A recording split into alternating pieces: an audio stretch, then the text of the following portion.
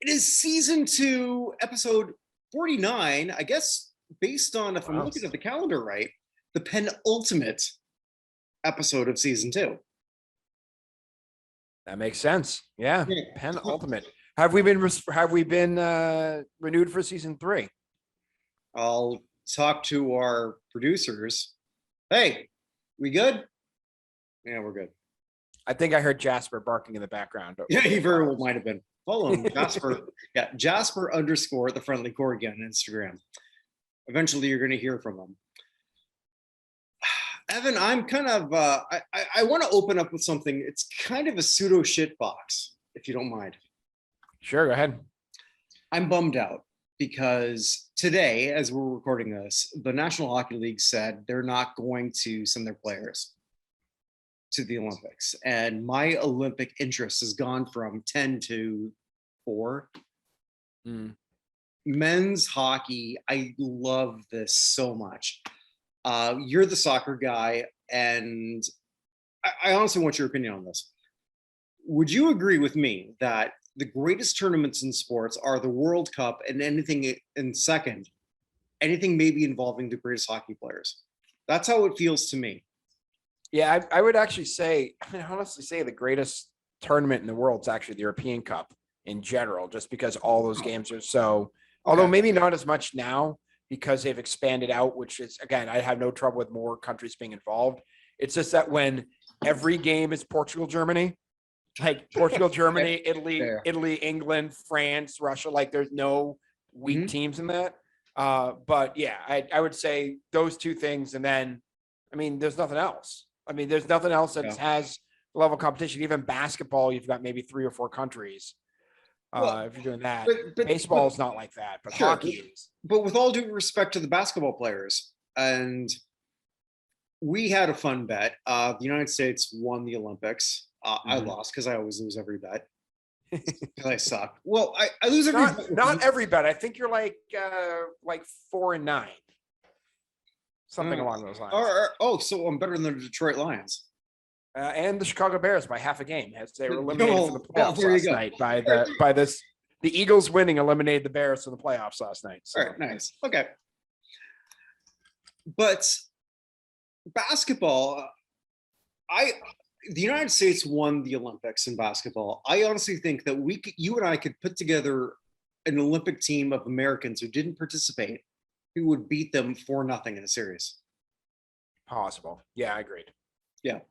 Or 4-1 or 4, whatever. I mean, like, and it's nothing against Kevin Durant and who not, who wasn't part of it. Basketball players in all countries aren't this passionate about this whole. Agreed. No, agreed with that. Yeah. Whereas hockey players, Canadian, American, Russian, Finnish, Swedish, Czech. I was so pumped for this tournament, man. Yeah. I'd say you have no idea, but you do. You know me. So yeah. Actually, I came up with one other tournament, which I think is just also cool, but not as high profile, by the way. Okay, what's that? Rugby. Yeah, you're probably right. Yeah, the Rugby World Cup, not as well publicized, but those games are also nuts. But anyway, I didn't interrupt your. No, you're right, because I have a few friends in Canada who are big rugby people, and they'll tell me the same thing. So I'm really bummed out. I don't even know what to say about this. I get what the NHL is doing. I'm so tired of all this. I don't want to fucking sound like a right-wing clown. And fast forward 5-10 minutes, whatever, because I'm going to go on a pseudo-political rant maybe, and I don't mean to, because like I feel like I'm a very much a centrist, you know, but at some point, man, like, the National Hockey League has won. I just looked this up. I didn't even know this because I don't care, man. And as you know, as I've said on the show, I'm fully vaccinated. I'm going to get my booster soon. I don't give a shit if anyone is listening. If you're not, fine. Still my friend. That's me. I mean, I don't know what everyone thinks about that, but I'm getting my booster tomorrow morning. So okay, cool. But I mean, like, I'm not going to judge you on what you do with this stuff. But other people will. But in the NHL, we've got one at this point, one unvaccinated player, Tyler Bertuzzi of the Red Wings. And they're shutting down the whole thing. Make this make sense. This all sort of, well, so this all sort of started with my Bruins, honestly. I mean, the Senators had a couple games postponed. Yeah. The Predators, there's the Predators and the Bruins really were the two teams. Right. The Bruins played the Islanders last week with only, I believe, with only 17 skaters. They only had 17 active players for that game because of the COVID protocols, everything like that. No Bergeron, no Marchand. They just had 17 people. Their next game was in Montreal, where Montreal had been playing to empty arenas. And they didn't want a Bruins Montreal game without an arena because honestly, that is a huge moneymaker for the NHL. And what the Bruins didn't want was one of their guys getting diagnosed there and not being able to leave for 2 weeks. So when that happened, first of all, the Islanders should, with the way the things are going, should be probably pretty pissed that the Bruins played that game anyway, with the way things are going. Right. And then the Canadians played the Islanders like the next day, which also was weird. But the Bruins didn't have enough players. The Predators didn't have enough players. So they shut them down until Christmas. And then it just got to the point they were just like under their protocols, they didn't have a choice. And once that happened, there was no way around skipping the Olympics if they're going to finish on time. They either had to shorten the season or skip the Olympics. Yeah, but there was, because or maybe there wasn't. I don't know. I mean, again, I don't have a clue. Right. About any of this other stuff that's sort of like going on in terms of medicine. I'm not that guy. I'm not someone I've told my unvaccinated friends in Canada, I think you should. But if you don't, fine. I don't. Do what you're going to do, man. But we've got a whole league shutting down with a bunch of healthy players, and hockey players do not talk, but they are. And they're pissed. They're pissed about this. They want to go to the Olympics. Well, it was a big deal for them to get that in the last collective bargaining. It was, which again, it's so not what the NBA is. And again, it's not like, hey, if you're a basketball player and you don't want to do this, that's fine. I get that. Steve Nash, I looked this up. He only represented Canada like 7 games, from what I can tell. I wasn't aware Canada had a team. Yeah, we had a team. Yeah, I'm being a jerk. But yeah, but with hockey, it means so much. So they're not listening to what the players want. They're not. I think it was for my future home, Winnipeg. Connor Busick would have probably been a goalie for your team, Team USA. Pretty much, without saying it, call it bullshit. Like, they want to do this. This is something that they want to do. They want to represent their countries: Canada, US, Czech Republic, Germany, Sweden, Finland. I can go on and on. So I sent you a message yesterday, and I said, I want to renegotiate our bet. Okay. When I was trying to figure out which one it was. Oh, well, it was the Olympic bet. Okay. The Olympic bet that you and I had, which was not about a beer, but it was about Andrew and I, Andrew, who is my co-host, and How the Hell Did This Go to #1 show? Check that out. We were going to sing your national anthem. Oh, yes. And you would sing ours. And a 2 out of 3. Men's hockey, women's hockey, and overall medals. Or is it overall medals or overall gold? We didn't really decide that, did we? I don't remember. Yeah. We should figure that so one out. Are we going to like luge and biathlon now, or what? I don't know, man. Because like honestly, like, if let's say Canada is better than the United States in men's hockey, I don't give a shit.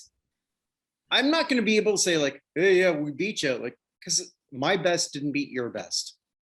I understand. I understand what you're saying. Yeah, and I don't know. Maybe So is maybe the upshot now we just both have to sing the Mexican national anthem? could do that. I still want to go with the women's thing because that is still awesome. Fair. Yeah. So there's that. All right. So how about this? Here's our new out of three. Okay. All right. Women's hockey, Yep. golds, Yep. overall medals. Fine. Sure. Yeah. I'll do that. Okay. Yeah. Because like I think the men's hockey thing, like you and I would have had such a fun and friendly thing if USA again. And man, like I'm so bummed out because I'm in this rare position in life where because I will be moving back to Canada soon, but I can watch so much of I was gonna watch all of this and I can't.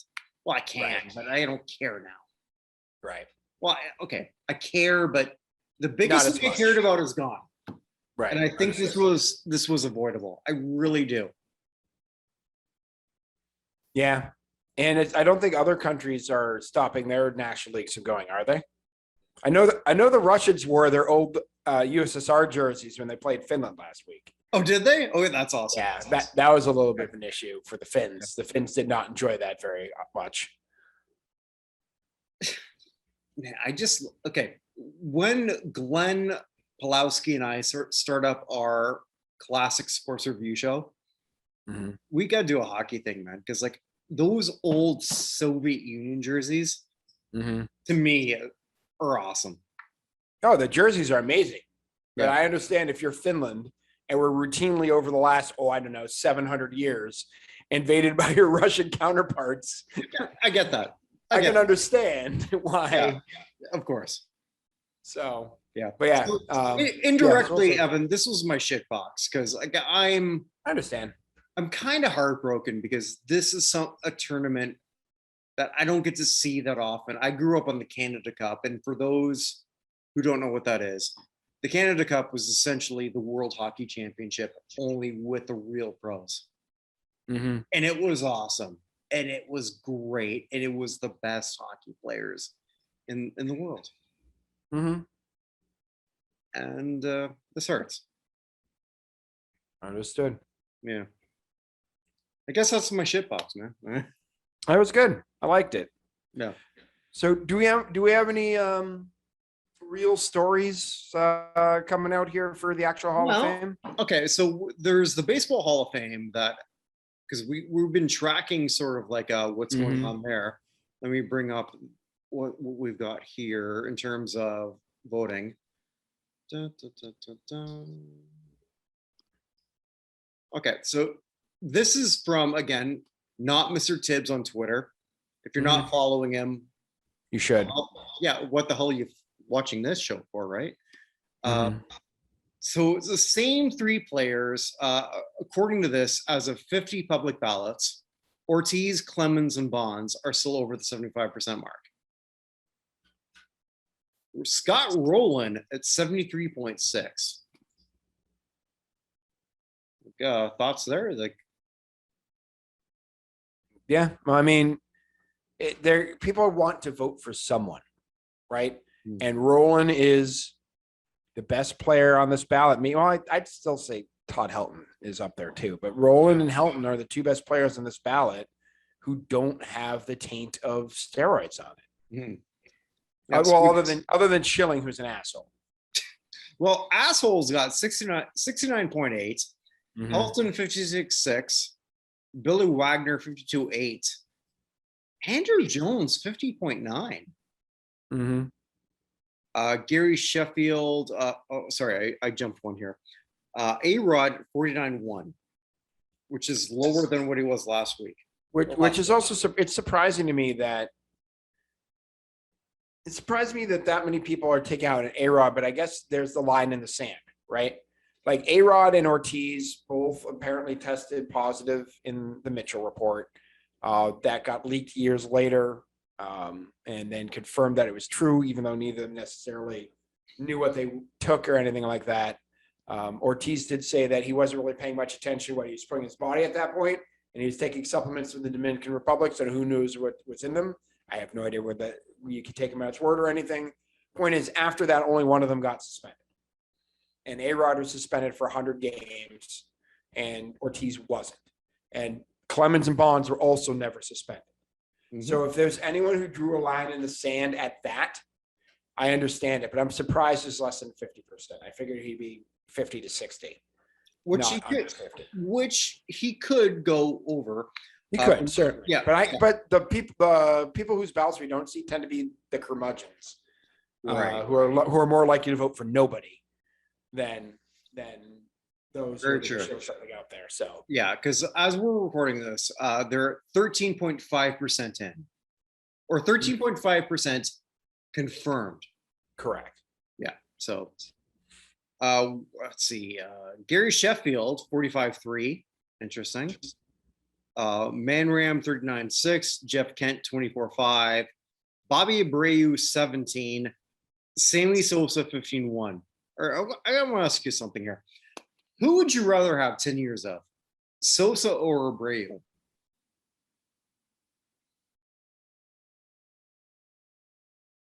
I mean, I'd still probably say Sosa, but Abreu is a very, very good player.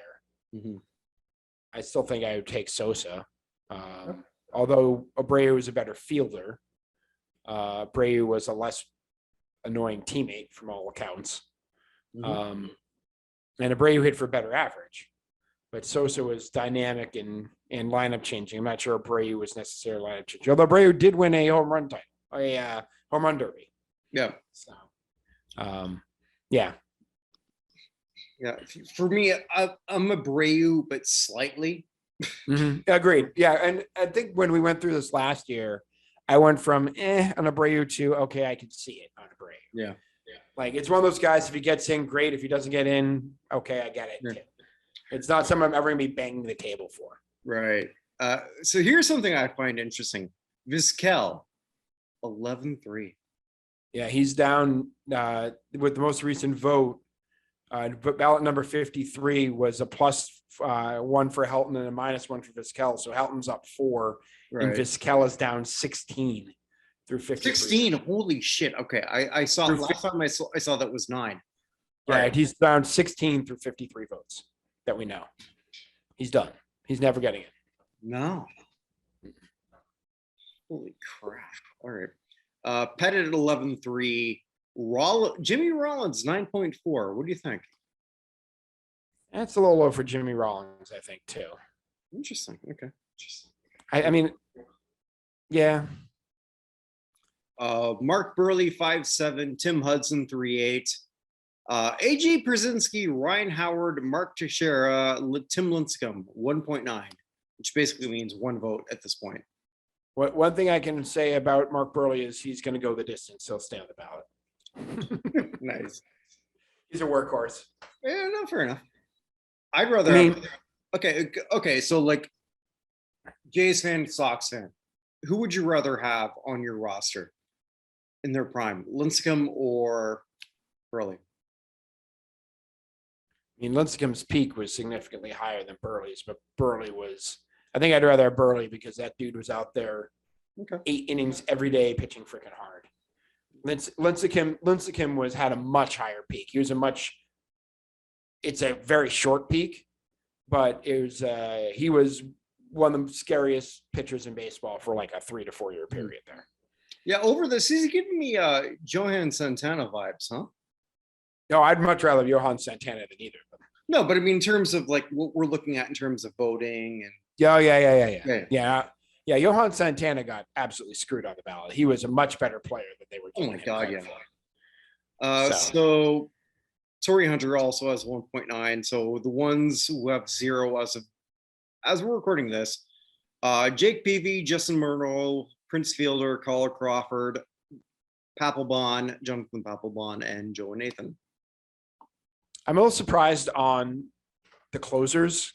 I mean, if I asked you who would you rather have, Billy Wagner or Jonathan Papelbon, I know who you'd be choosing. No, it's not that. It's just I don't think that Billy Wagner is a Hall of Famer. That's all. Fair enough. I mean, I'm a little surprised. Is there really that big a difference between Ryan Howard and Prince Fielder? I guess Howard won an MVP, but Oof, man. Both of them were just these giant slugs who could do one thing and one thing well. yeah. And Morneau, I feel, deserves more than nothing as well. Morneau was a pretty good player for a long time. I love Justin Morneau. Yeah. Yeah. So I think I would have been surprised 10 years ago if you told me that Morneau was going to get on a ballot and not get any votes. It's not over. No, it's not over, but yeah, we'll see. Mr. Tibbs did tweet out something from a guy named Jason Sardell, who does using the tracker from Not Mr. Tibbs.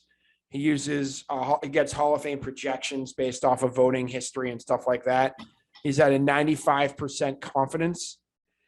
And he goes to 95% confidence interval that someone's getting between this place and this place, what the median is, and in what percentage of the simulations the player gets elected. So only one player has a 76% chance of being elected off of this ballot. Ortiz? It's Ortiz. Yeah. Second most likely person on this ballot is a three-way tie. No, I'm sorry. Second most likely person on this ballot is 0.6%. Who is it? Okay. Well, if Clemens and Bonds are equal, I guess I'd say, okay, well, Schilling's not rolling. It's rolling. Yeah. So according to what he's doing, 75% of the time getting percentage of simulations, which they at least 75% of the vote and get in. Ortiz, 3 out of 4. Scott Rowland, 6 out of 1,000. And then 5 out of 1,000 for Schilling, Bonds, and Clemens. And then the only 2 who get in any simulation, Billy Wagner gets in 4 out of 10,000. Okay. And Todd Helton gets in 2 out of 10,000. Interesting. Okay. So it looks like it's going to be Ortiz or nothing. The median for Ortiz is 79%. Schilling and Clemens is 64. Bonds is 63. Roland 62. So it's looking like, according to his, then I'm not going to pretend to know math. I went to law school. I only know how to divide by 3. Your Excel skills are next level. Well, that's different. Excel does the math for you. But no, I say law school, you just learn how to divide by 3 because that's what you get if you do a personal injury case. It's always a good joke when you have to explain it. But yeah, it's looking like we may only get 1. Okay. So moving on from that, Joe Johnson. Yeah. Celtics legend, Joe Johnson. Yeah. Oh yeah, legend. But hey, 7-time All-Star. Yep. Who would have been eligible for the Basketball Hall of Fame in 2022. Yeah. Has signed a contract with your team. Played today as we're recording this. Scored 2 points. Yeah. So his I guess his eligibility has now just been officially pushed back. Now I got to work on that on the website. Thanks. Yeah, Joe Johnson, he came in as number 55 for the Celtics. Eric Williams' old number, as I say, double nickel. But he was probably the top name on the ballot coming in this year. It's a fairly weak incoming class for this year, first time. And he has, he was dominating in that the 3-ball league? What is that? When they had the 3v3 league during Ice Cube's league. Ice Cube. Yeah, he was the MVP. He was dominating those games. Now I have no idea what that means for him in real life. Nothing. But the last time he played for the Celtics was February 20th of 2002. I think. Sorry, go ahead. I was going to say that the last time he played for them, they lost by 20 to the Supersonics. This close to a spit take. Sorry about that. Should That's have all waited. right. Yeah.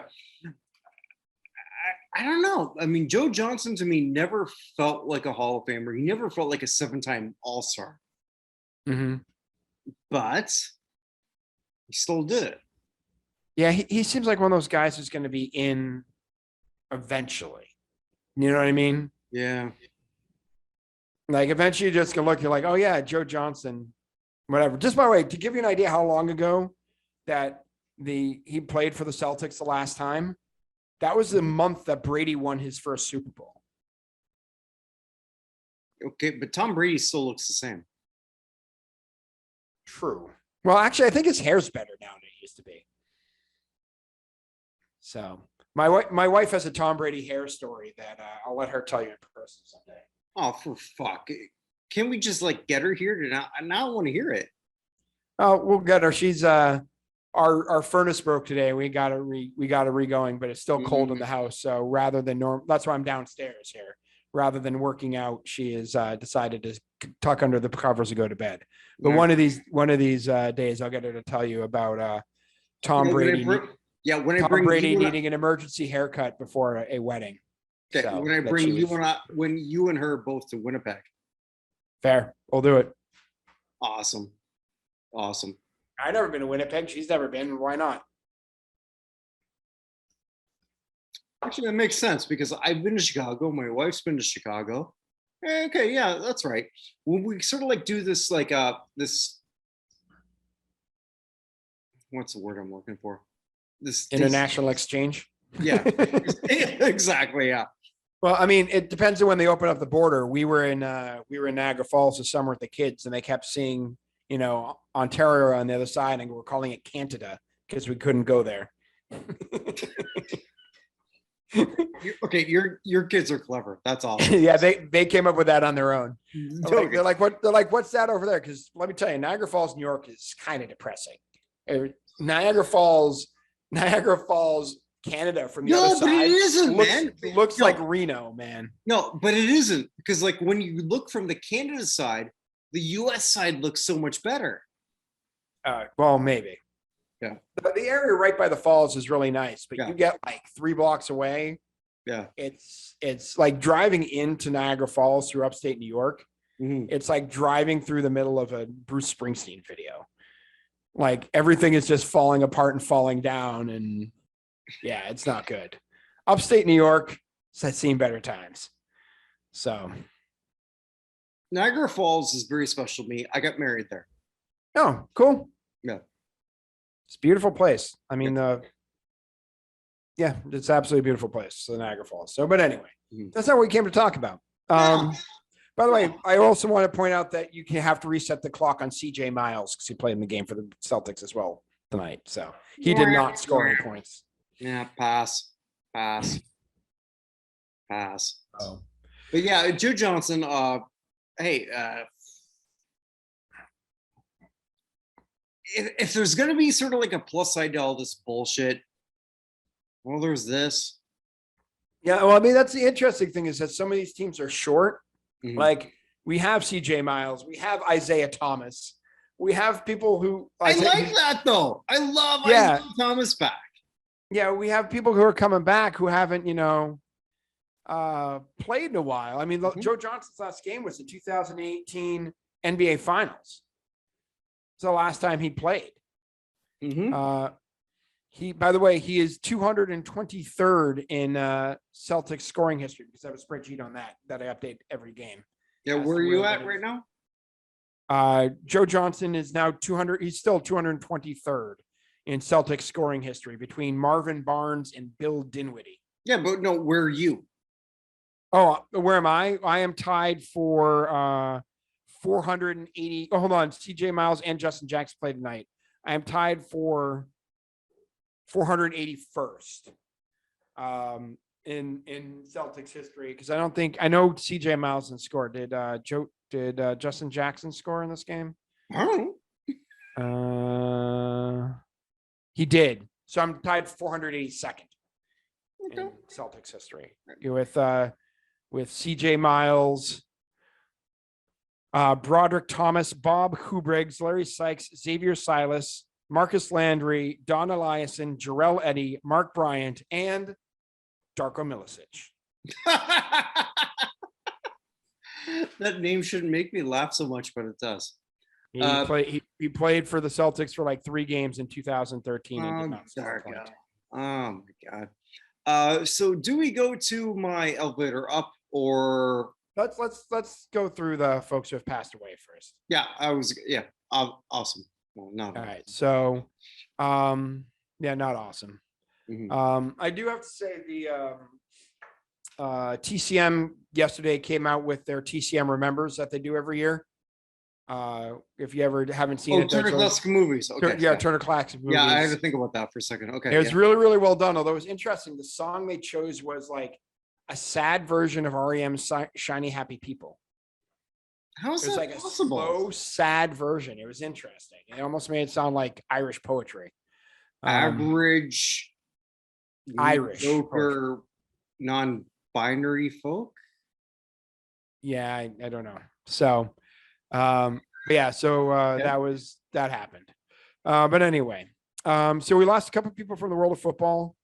We lost Harry Jacobs, who was a 2-time AFL All-Star and 2-time AFL champion, played with the Patriots, Bills, and then had a couple of years with New Orleans Saints. He passed away at the age of 84. We also lost Lionel Antoine, who was the third overall pick in the 1972 draft. Plays his entire career at the Bears out of Southern Illinois. Drafted as a tight end, but switched to offensive tackle. He passed away at the age of 71. Hold on one second. We have a bunch of people here. I'm just trying to make sure I haven't missed. There's one other person who was associated with football, but I'm not sure whether or not I kept him or I said goodbye. Sorry. There were a bunch of people who I was 50-50 on this week. Okay. From the world of hockey, Bill Mahoney passed away, who's the coach of the Minnesota North Stars from 83 to 85. He's actually in the Peterborough and District Sports Hall of Fame for his combined achievements in hockey and softball. Yeah, I know Peterborough. Peterborough would have been like an hour and 30 minutes from where I grew up. Yeah. So he was actually the first local kid who played for the Peterborough team, believe it or not. The junior hockey team. So he passed away at the age of 82 from complications from dementia, which is a crappy way to go. From the world of auto racing, we lost Bob Keselowski, who won one race in his career in NASCAR, but is probably more famous for being the father of Brad and Brian Keselowski. They're very active NASCAR drivers as well. He'd been battling cancers for years and passed away at the age of 70.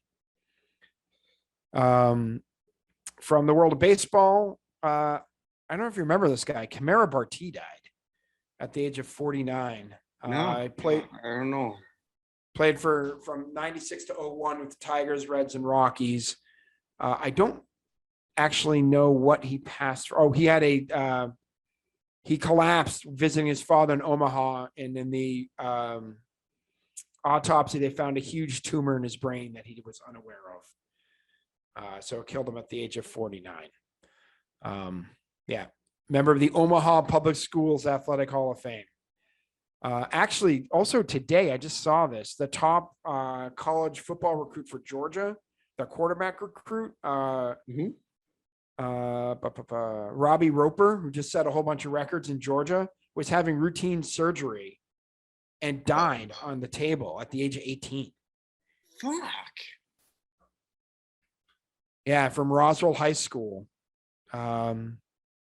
They don't say exactly what he was having surgery for, but he was scheduled to go to Georgia next year. So 6'4", his Twitter handle said Robbie Roper 2022, but it was like Robbie Roper 6'4", 215 dual threat QB, GPA 3.9 was what it said for his whole Twitter thing. But yeah, 18 years old, top recruit, set all sorts of records in Georgia this year, passed away as after some sort of basic sort of surgery, I guess, which is ridiculous. So from the world of luge, we don't talk about very often, but the greatest luger in the history of Great Britain passed away at the age of only 37. Okay.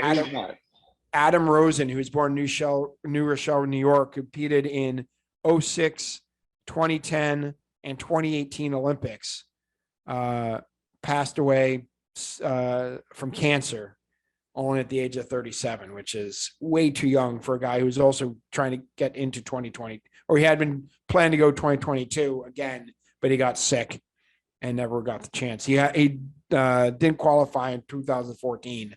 Otherwise, there's a chance he could have been a 5-time Olympian, which can't be that many of those out there. Especially in winter. Yeah, particularly winter. Mhm. Also, we lost Marilee Stepan, who was a member of the U.S. Olympic Committee for years, and won a bronze medal at the 52 Summer Olympics as a 17-year-old in swimming. Damn. She passed away at the age of 86. Let's see here.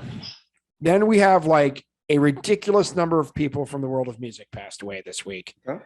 Oh, sorry, forget there. One more person from the Olympics. Carrie Graves passed away. Gold medal winner in rowing for the United States in the 84 Olympics, won a bronze in 76 in Montreal.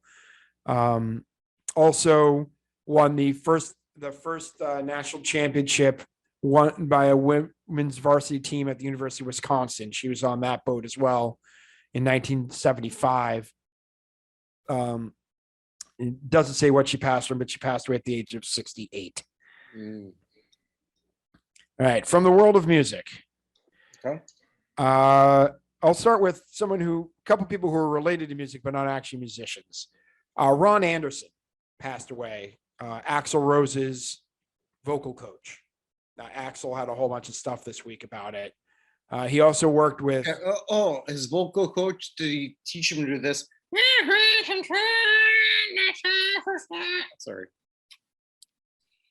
Well, he also taught Chris Cornell and Ozzy Osbourne, so maybe. But he. They're not all gems. But no, he worked with, like I said, Axl Rose, Chris Cornell, Ozzy Osbourne, Seal, Alicia Keys, Tom Cruise, Mary J. Blige, Lenny Kravitz, Neil Diamond, Adele, Joss Stone. Tom Cruise is in this group? Okay. He is. To do what? I don't know. He had to sing along with Goose before Goose died in the airplane. Okay, sorry.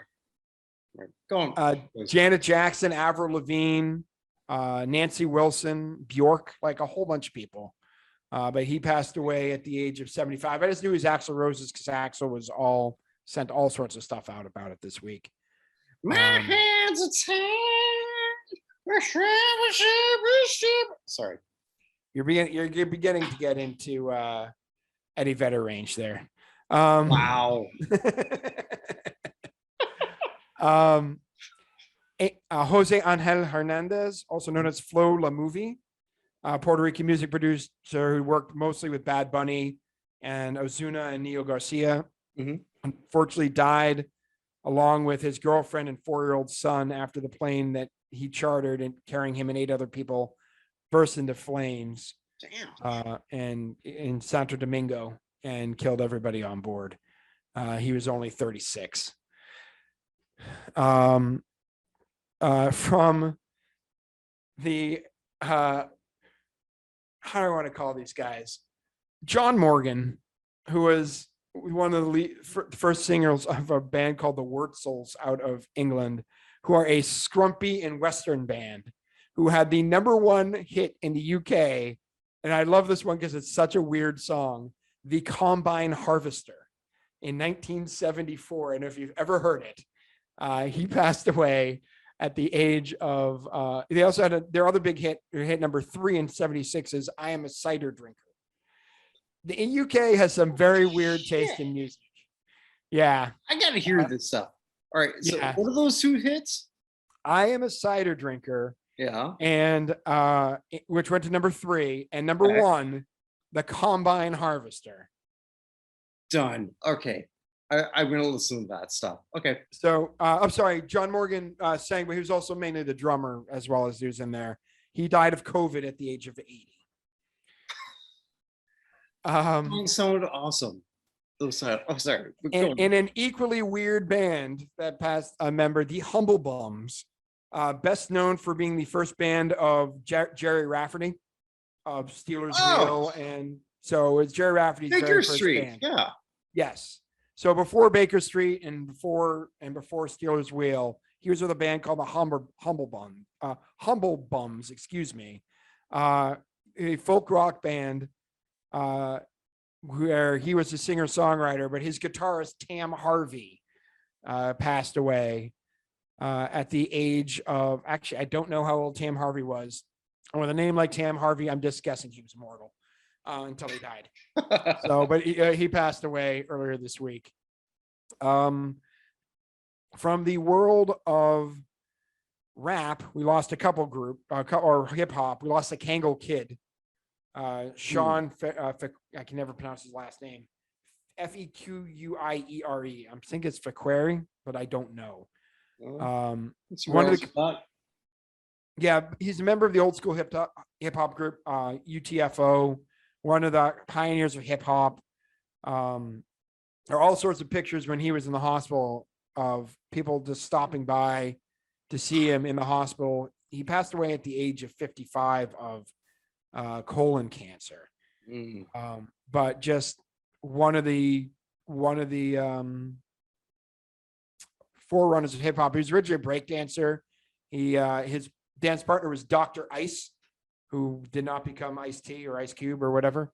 But yeah, they were one of the most popular rap and breakdance acts in the country in the early 80s. So also Drakeo the Ruler passed away when he got stabbed to death at the age of 28 during the Once Upon a Time in LA concert. He was backstage and got stabbed. So he got in some sort of fight and got stabbed in the neck, where he died shortly thereafter. Snoop Dogg was about to go on stage and he canceled going on stage, and ultimately the whole event got canceled. So, but yeah, getting stabbed backstage at a concert is hard to do, I would believe. So they arrest the person who did it, or they did. Yes.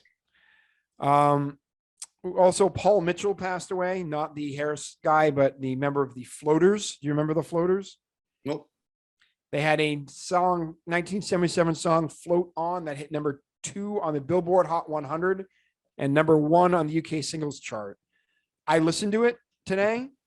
I literally had never heard it before, but imagine a Temptations song where everybody's dancing in the background, except that everyone who's singing is like every part of the Temptations. So like the guy who talks low and then going into the high pitch guy, all of them talking about what type of girl they like and what their sign is. Like, I'm a Leo. My name is Paul. And I like a woman who does this. I had never heard it before. But he passed away. He'd had cancer for months. If you go on YouTube, the top comments actually from his daughter asking people to pray for him. But he passed away. Okay. Excuse me.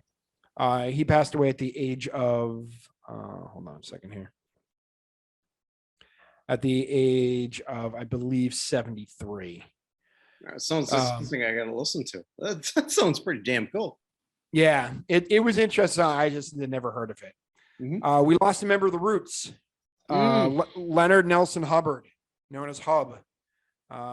He was with the band from 92 to 07. He was a bass guitar player for that time. He played on all their records during that time. Best known probably for having I don't know if you ever remember the guy with the chew stick in his mouth. He always had a stick in his mouth. Yeah. So that was Hub. He passed away from multiple myeloma at the age of 62. He was originally diagnosed back in 07, which was part of the reason he left the band in the first place, from what I understand. So he diagnosed in 07. He left the band in 08.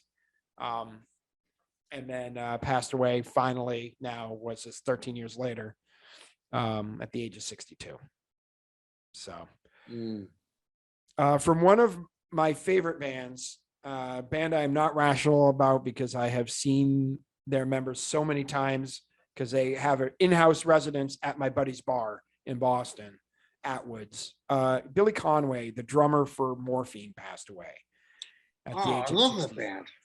Yeah, Morphine. So Morphine basically ended back in 99 when the lead singer, Mark Sandman, died.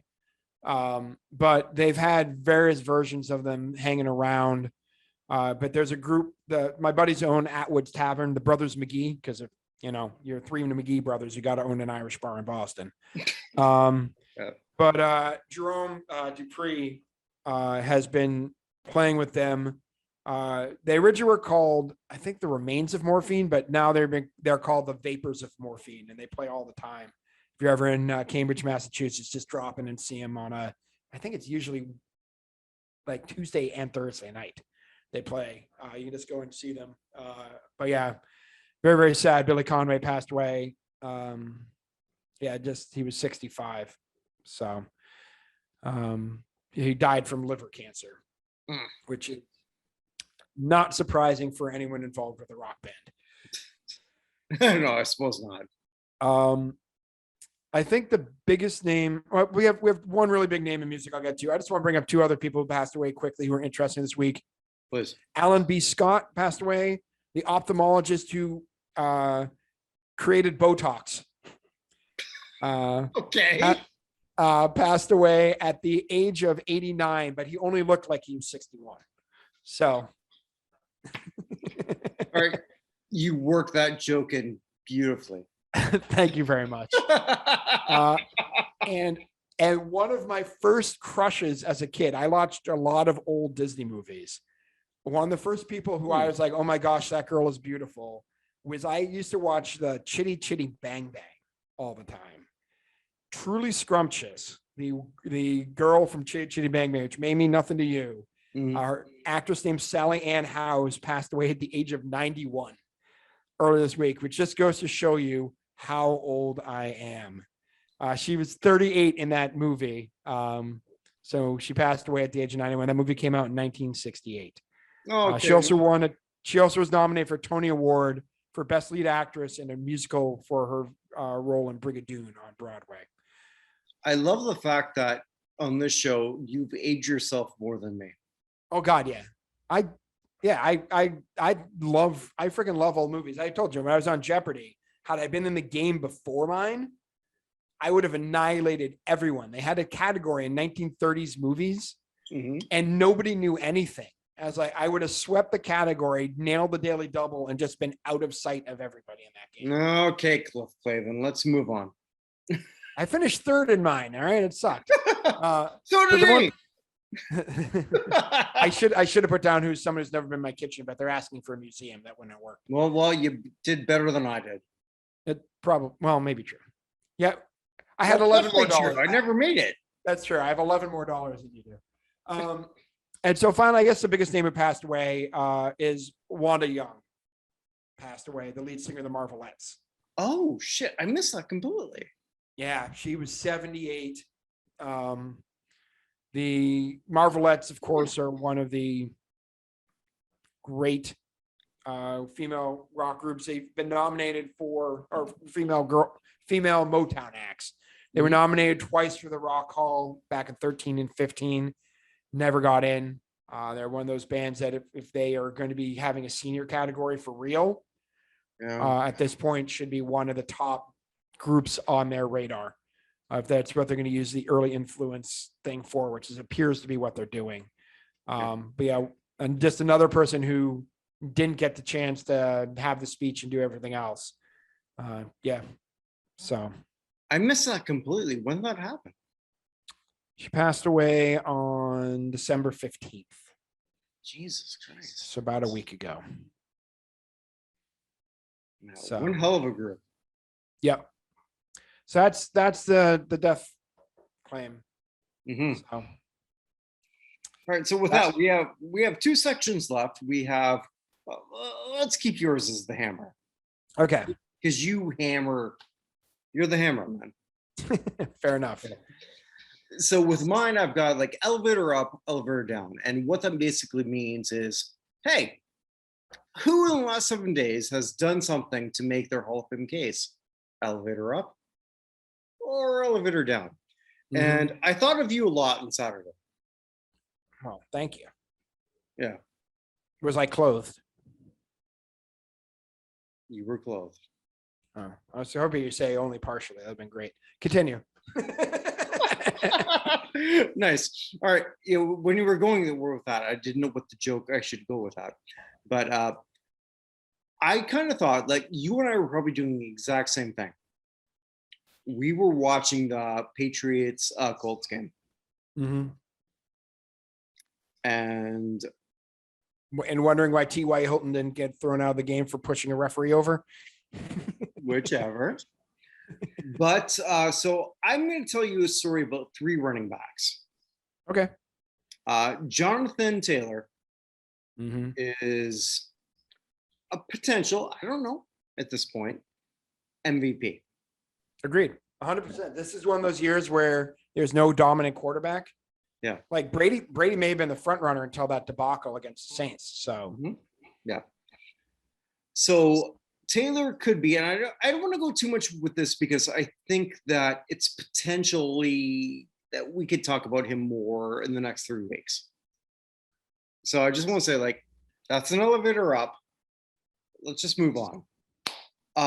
There are 2 other running backs that I think are far more interesting because they don't Okay. do well. okay. And I think it's far more interesting when I come up with something that you don't see coming. Is this gonna be Frank Gore? Yes. Oh my goodness. I was throwing that out for the hell of it. Yeah. It is. So on the same Saturday, I totally forgot about the fights between crap, what's his name? Logan Paul? Jake Paul. Okay, sorry. I didn't watch it. I didn't watch Jake Paul versus Tyron Woodley, who is also an elevator down. Yeah, I didn't. All I saw that fight because ESPN said it was a knockout. I just watched a knockout punch, and that was freaking vicious. And it was, and like I'm the fight guy. You're not, but I didn't even pay attention to it because Saturday to me was that game. It was the Colts Pats. I forgot all about it. Patriots forgot about the first half of that game. So right. No, fair enough. So like I'm watching that, and then like afterwards, it's like, holy shit, Tyron Woodley lost to somebody who is not a fighter. Well, maybe he is. Maybe he's at this point. But knowing the limited things that I know about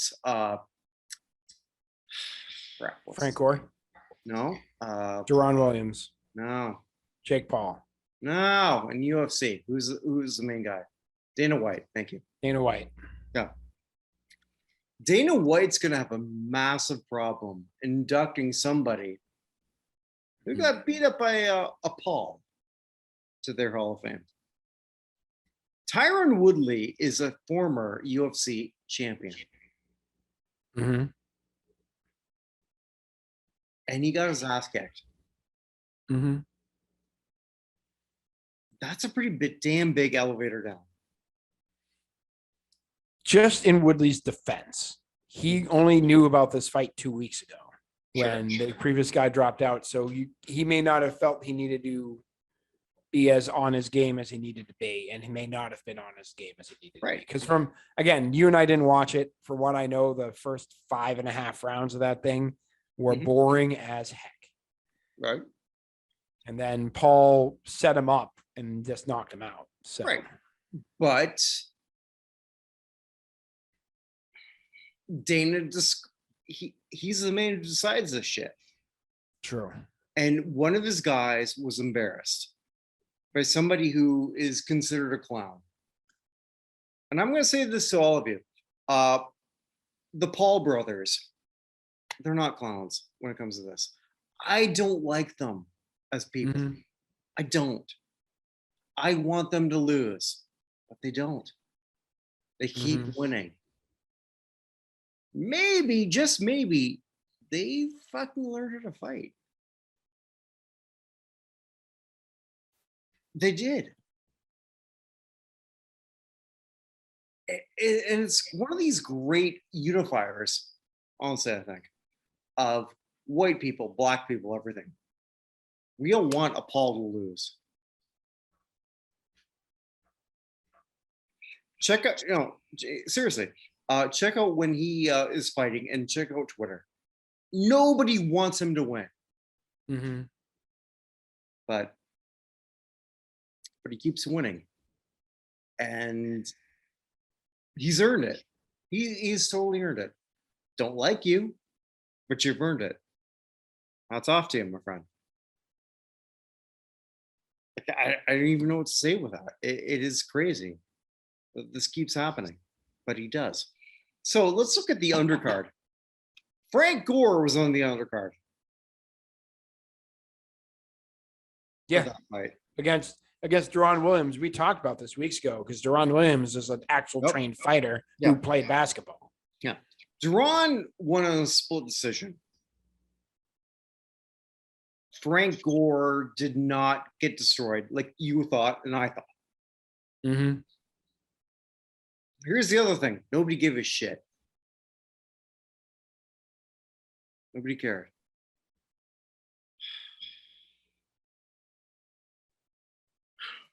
How is this not an elevator down when you are, what is he, number 2 or number 3 all-time rushing yards? He's number 3.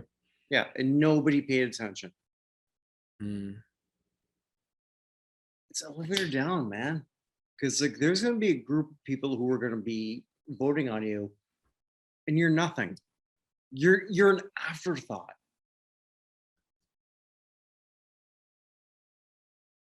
And at the same time, the same week, I've watched, and this is just me. This is just the TV that I have. Marshawn Lynch is in commercial after commercial after commercial. Marshawn Lynch has a personality. Right. And Frank Gore is, I don't even know what Frank Gore sounds like. Yeah. And Marshawn Lynch is probably Marshawn Lynch probably benefits more than any player in the history of the NFL from something that didn't happen. Like, does anyone think the Seahawks, it's possible that the Seahawks run the ball on that play and he gets stuffed. It is a possibility. Possible. Yeah. Right. It's a possibility. Everyone's convinced he would have run in the end zone. Honestly, me included. I think he probably would have made it in from the one, just the way he was running. Yeah, me too. Yeah. But there's no way of proving it because it never happened. But his profile goes up massively because he didn't get the ball, which is interesting. Yeah, and he's becoming a media superstar. This will matter as those people are talking about that. It has to. Frank Gore he's a fucking clown. I like Frank. I really do, but tell me I'm wrong. I mean, I don't know if it makes that much of a difference in terms of him getting in, but I think you're right that it's interesting. Nobody cared about that fight. So. Nothing. No, it's like it didn't happen. Yeah. I have a question for you about another person I want to talk about elevator up, elevator down on, if you don't mind. No, please. Of course. So they came out the NFL Pro Bowl votes. We know the Pro Bowls, whatever the Pro Bowl is, right? Yeah, I haven't looked at all of them, but there's just one person I want to talk about and see if this makes a difference because it's a round number of Pro Bowl invites now. Okay. Matthew Slater of the Patriots. Yes. Got his 10th Pro Bowl invite. Yes. Yes, so it matters. In the history of the NFL, only 28 players have more than 10 Pro Bowls. Mhm. All of them are in the Hall of Fame. Does this 10th one? I mean, again, it all depends. Is Steve Tasker ever getting in? And it may be Steve Tasker's requirement for him to get in, but like 10 Pro Bowls is a lot of Pro Bowls to have to ignore. Mhm. And I think there's a bigger difference between 9 and 10 than 8 and 9, if you know what I mean, or 10 and 11 even. Although once you get over 10, I think everyone over 10 is crazy. So do you think him getting into 10, how much do you think that increases his chances of getting in, if at all? Massive, especially if Steve Tasker goes deep into this. Hmm. That's what I think. Interesting. I mean, Slater's got a couple things working for him that Tasker doesn't. One, he's got championships that Tasker doesn't. Tasker went to 4 Super Bowls, so I'm not taking that away. And those games were not lost by Steve Tasker. Right. 2, he's also the son of a Hall of Famer, and that also makes a difference. Right. Like Jackie Slater is one of the most respected players in the history of the sport. As he should be. And Matthew is very much so too. When the Patriots have their stuff in the locker room, even when Brady was there, who led everything in the locker room? Slater. Mm-hmm. Slater's the guy who leads everything for that team. Mm-hmm. He's 36 at this point. He's still going to Pro Bowl. He's only playing special teams. He's the gunner on special teams. I don't know. Could he play 3-4 more seasons? Possible. I think so. If he gets to like 12, 13 Pro Bowls, I think it's going to be almost impossible not to put him in. But I think 10's a big step for him. I agree. I haven't looked at everything in terms of who got into the Pro Bowl this year. That happened as the day that we're recording this, but yeah, the Colts have 7 players, by the way. Okay, yeah. I'm a huge Slater fan. If I could, just want to sort of segue. Someone I know who is Vinny Lospinoso. Is who? Vinny. Oh, yeah. Yeah.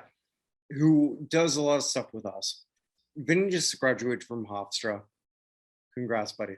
Yep, this week. Yeah, this week. And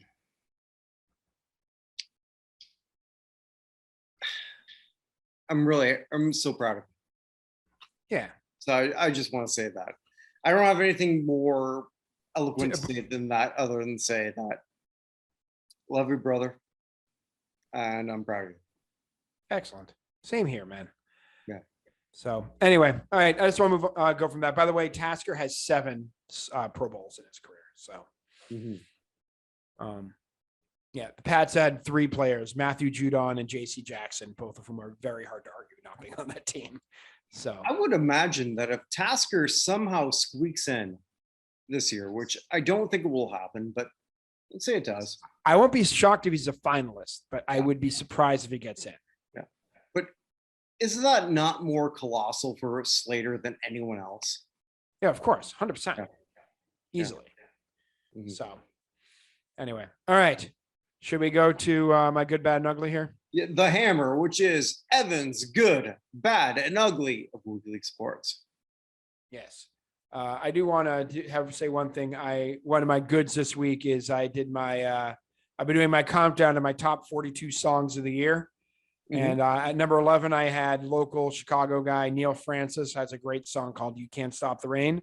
I tweeted about it and he actually liked it. So it's the first time I've actually had feedback from the person I've been tweeting about. Oh, look at that. Which is Look exciting. at that. You get good feedback. I got a stalker. Yeah, we'll move on. You're just sexier than I am. What can I say? So my first good one, actually, I changed this at the last minute before we got here. Do you know who Rob McClanahan is? Sounds like a hockey player from the Sabres. It does. He actually is a basketball player from Rhode Island. But most important about Rob McClanahan is he is in many ways like the trainer to these stars of the NBA. Okay. Like he trains with Curry and Durant and everything, and will travel around the world to go see them and stuff like that. He wrote a part for the Players Tribune this week talking about when he tried to commit suicide 2 years ago. Okay. And everything that went through his head and just how he outwardly had to be so happy and everything like this. It's just an interesting look into depression. And that even somebody who's like, there are all these pictures of him with all the NBA superstars. This is random white dude Right, from right, Rhode right, Island. And he should have been happy, and he was just a complete utter mess. The Mhm. only reason he's still alive is he tried to hang himself with a belt in a hotel room in New Orleans. And the belt he used was too old and broke. It couldn't support his weight. Okay. And when it broke, he didn't feel like, oh my God, I have a new lease on life. He was pissed at himself for not even being good enough to be able to kill himself properly. Oh my God. Okay.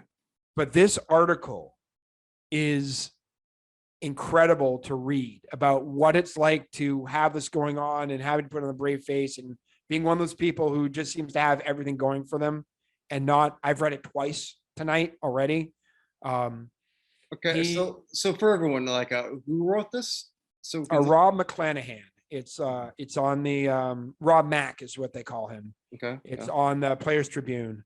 Mhm. But he reached out, of all people in the world. When he reached out, he needed help. He reached out to his best friend in the NBA, Kevin Love, and Love talked him down, jumped on FaceTime with him, talked him through it, told him he needed treatment, told him to take time off. It's like, dude, nobody's going to think differently of you, and got him and he went in treatment. It was like, it got him in, he got him in contact with a couple of people who can help him, and they got him into treatment.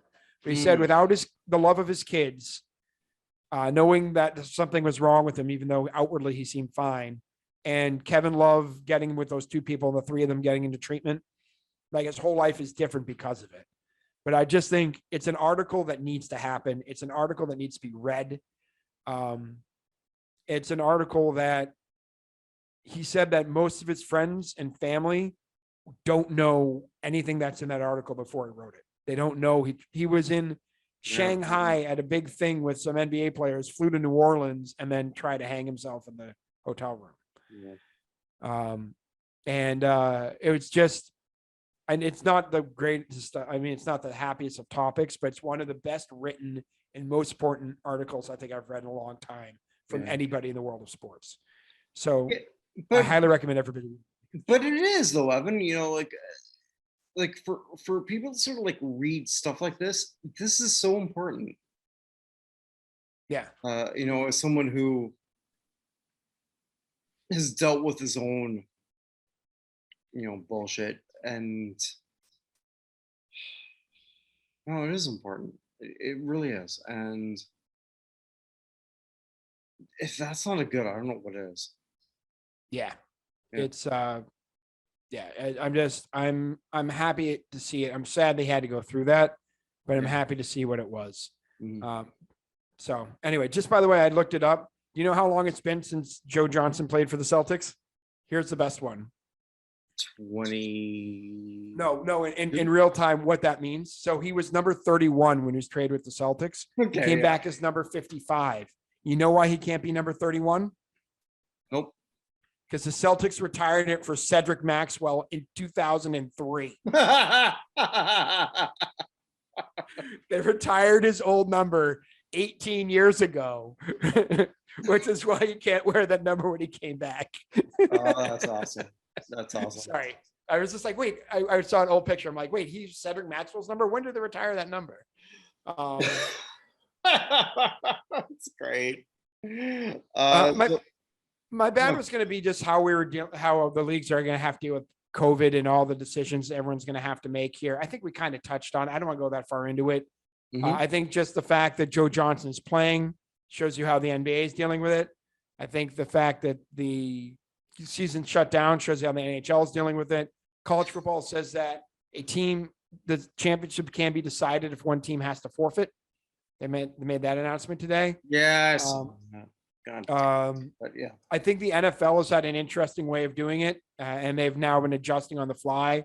But the ability to promote and demote players, I honestly think should be something they do every week. Like I think the NFL's IR system and promotion and whatever system has been improved by COVID and the fact they've had to deal with it. Having players be able to come in and out and everything Mhm. Particularly if we're gonna have a longer season. I honestly think this gives him the ability to be like, hey, if we do this, we'll go to 18 games. It's something to look at. It's something that he wants to do. They got to 17. Now it's only one more to 18. 18 used to be two more than 16, and now it's only one more than 17, right? Yep. So I don't think I want to go into it anymore. I have to say the way the leagues are dealing with it all over is going to be a massive thing going forward. I mean, the Premier League is teams are trying to get everyone to shut down to the middle of January right now. That's what teams want. So we'll see exactly what happens. But yeah, I just was going to talk about COVID, but I think we kind of covered it. Right. So last thing I want to talk about is actually one of your topics from a few weeks ago. Okay. What the hell is going on with Peng Shui? We know that they're bullshitting us. Somebody's lying. Gee, And right I wonder who it might be, the Chinese government or, okay, sorry. Yeah, so she came out of hiding a little bit and had a interview with Lian He Zhaobao, which is a Chinese language newspaper based in Singapore, saying that all the stuff she said before wasn't true. Oh yeah, I'm sure that's the case. Yeah, first and foremost, I must emphasize something. I've never said or wrote about anyone sexually assaulting me. That's a very important point. That we know is not true. Unless somebody hacked her account and then forced her to go into hiding, we know that is not true. I'm heartbroken here. We know what's going on there, and God damn it. I mean, do we really need to have the Olympics in China at this point? That's honestly how I feel. Hockey doesn't think so. Yeah, okay. So hockey doesn't think so. So at this point, I don't give a shit. So like, but I mean, we're gonna have the World Cup in Qatar coming up. I mean, exactly. A country that has, I mean, if you see a Bangladeshi in Qatar, he's probably not in the best of circumstances. If he's alive. Right. Like, yeah. I mean, we're gonna have the World Cup in Qatar. We had it in Russia. Heck, we're gonna have it in the US coming up with the way we're doing things at the moment. So you can hold the moral high ground here. Wow. Out of what we just discussed, yes, you can. Yeah, I know. Yeah. So I don't know what they're gonna do about it. The whole thing is just sad and terrifying, and I hope, I don't know how we get her out of the situation, but she needs to get out of that situation. Neither does she. Somehow. It's so hard. First off, this is my land. I'm the woman's tennis guy, but which is, just what you set out to be a women's tennis guy. I set out to be the Kevin Williams stan when we started this thing. It just, it just happened that way. It's so true. My God. I got nothing, man, because like the whole thing is heartbreaking. We know what's going on. I don't know how you solve this. There is no way to solve. The guy's never going to face the guy's never going to face consequences. Let's be honest. Right. The person she accused, who she's now not accusing, allegedly, is never going to face. Yeah, is never going to face consequences. Right. So that's a granted. Like he's just never going to face consequences at all. So then becomes, how do we take care of her and get her as far away from the situation as possible? Because this is one of those, when Peng Shui, God forbid this happens, but if we hear 18 months from now that her body was found in a hotel room, like, yeah, that's where this seems to be leading. And I don't want that. I think so, because like, let's be honest, like when's it going to be the next time that, because she is older, but she's still a very competent doubles player. Correct. So someone who could be in multiple tournaments going forward. Mm-hmm. And I bring that up because there's going to be like more things. Like, will Peng Shui participate in the tournament outside of China from here on in? Probably I don't not. know. Would she be allowed to? No, she probably won't. And the WTA is not going there anymore. So that's Good effectively on it. them. Yeah, I agree. I agree. Good on them. But my Yeah. point though is, believe me, I am not criticizing. There's a lot of reasons to criticize the WTA. That is not one of them. No, I think they're awesome for this, frankly. Yeah. Yeah. But yeah, I mean, effectively her career may be over. Otherwise, this is she goes to Germany and defects sort of situation. She would have to, no? Yeah. So I don't know what to do. It's just, that's why this is the definition of ugly. There's no good way out of this. And what we're being told, somebody's obviously lying. Currently it's her. I hate saying, but I don't think she's intentionally lying. Put it that way. She is being very coerced into doing so. Yeah, there's something else going on. And look, I just want to say, like, fuck the US and Canada and all the other ones are saying, like, okay, well, we're not going to send any diplomats. Oh, that makes so much of a fucking difference, doesn't it? Yeah. Okay. Fuck off. You're doing nothing. You're doing absolutely nothing to change what's going on in China. And so I want to make this clear. I married a Chinese Indonesian. Mm-hmm. That's my wife. So,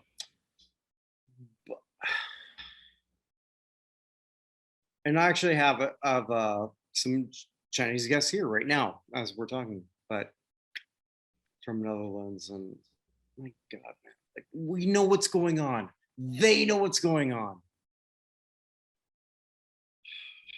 China's a mess. It's a fucking mess. That whole country is a mess, and they're allowed to get away with it. Why? Why? I can say it like, hey, China, you're not really going to affect my site. We do American Hall of Fames. The whole thing is a disaster, and nothing's going to change unless we all sort of like do that. And this is not sort of like a bunch of white people saying like, hey, here's the Chinese who should not do what they're doing. It's fucking racism what they're doing. It's disgusting what's going on in China. And we're not doing enough because they have 1.2 million people or billion people, and they can get away with it. Right. And the vast majority of people have no idea who the Uyghurs are in the first place. Exactly. It's a weird word. UIGHUR. Like, what is that thing even? I remember the first time I ever saw that word. They were henchmen in like a John le Carre novel. They had a couple of Uyghur guys. So it may not have been John le Carre. It was like one of those spy novels. So where they had two hitmen who were Uyghur. I'm like, what is a Uyghur? But yeah, I mean that in Tibet and everything else. So and everything ended in Tiananmen Square. We're fine. Exactly. And I used to work for a Chinese company. I don't want to go into that now. When you and I were hanging out in Winnipeg, I'll tell you all about that stuff. Fair enough. Don't want to feel like that now. I do want to say, hey, Merry Christmas. Merry Christmas as well. Yeah. Happy holidays. I don't care what you believe in. Have fun, man. I personally believe in the flying spaghetti monster. So nice. Well, may his blessings be upon thee. It feels very South Park. I gotta find that, but either way, man. Like, thank you for watching us, and whatever you're doing, just be happy, man. That's all that matters. Indeed. So, and again, we got Merry Christmas. Episode. Yeah, we got one more for the new year. Yeah, man. Absolutely. And then we're into the double deuce. And actually, I do want to say one thing. One thing before we leave. Two things. One, last week we missed, I meant to say happy birthday to Charlie Trippy, the Mhm. NFL Hall of Famer. Is the first ever Hall of Famer to make it to the age of 100 and still be alive in any of the 4 major sports. But secondly, today is 12/22/21. It's the 22nd day of December 2021. Mhm. This is the last palindromic day of most of our lifetimes. We've been through tons of them over the last 20 years, right? Like, oh, it's 8/8, it's 8/8/8 or whatever, 11/11/11. This is going to be the next one isn't until like the 2100s. Nice. So happy last palindrome day of our life, my friend. The most apolitical / mathical thing that works. Mathical? Is that a word? Mathical, yeah. It's reverse math or something. I don't know. Awesome. Bye, everyone. Take care, guys.